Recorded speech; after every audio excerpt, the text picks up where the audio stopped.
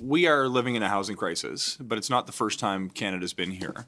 After the Second World War, when many thousands of soldiers were returning home to be reunited with their families at once, Canada faced enormous housing crunches. One of the tools that was deployed at the time to respond to the challenges they faced at that particular point in time was the development of simple pre-approved designs by Wartime Housing Limited. In fact, they adopted designs that many will remember as victory homes or strawberry box homes that can be observed right across the country. It's a coincidence of it today that we've got the member for Ajax here with me. The city was more or less built on the concept that these homes could provide a pathway to address the housing challenges that existed after the Second World War.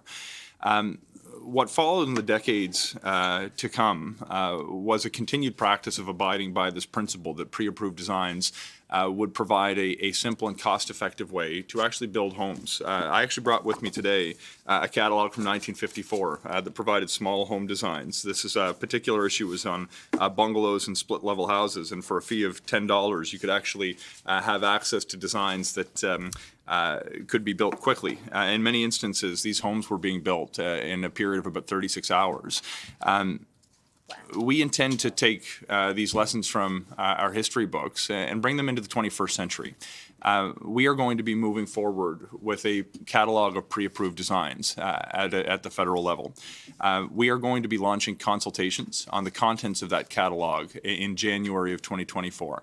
It provides an extraordinary opportunity to use the solutions of the past to identify and overcome, rather, challenges that we face today. The next version of a catalog of pre-approved designs won't focus on the same kinds of homes that were included in the post-war era. We're going to be looking for a series of different kinds of homes and different designs within each category. We'll be looking for pre-approved designs for multiplexes, for mid-rise buildings, for student housing, for seniors' residences, and other small to medium-scale residential properties.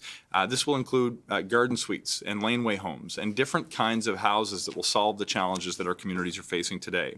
It's important that we have multiple designs in each of these categories so communities have some agency in determining what their communities look like. And of course, builders will continue to be free to build homes that have that are not necessarily included inside any pre-approved design. But what's really exciting is the efficiencies that we expect to gain. The pre-approved catalog of designs, or rather the catalog of pre-approved designs, is going to be tied to existing building codes, the National Building Code, which we will seek to make changes to in the future, but it will also be designed to mirror the requirements of provincial building codes that are implemented across the country. We're going to ensure that the pre-approved designs meet the standards to access CMHC's programs so we can reduce the administrative barriers on applicants who are seeking to go through the process. And it's not a coincidence that we've been pushing so many municipalities to upzone to achieve density through the Housing Accelerator Fund.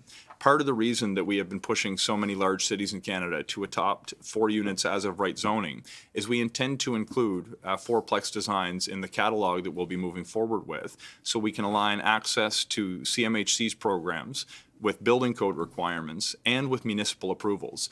The goal of having a streamlined catalog of pre-approved designs is to cut time and costs from the process of building.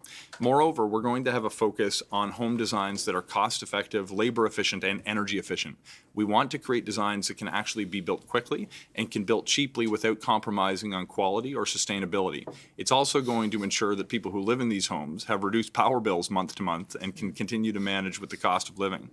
It's really exciting to me because we're going to embrace new technologies that exist today in an effort to scale them up. We expect there will be significant space for modular home designs, for panelization, for mass timber, and potentially even 3D printing, depending on what the consultation tells us.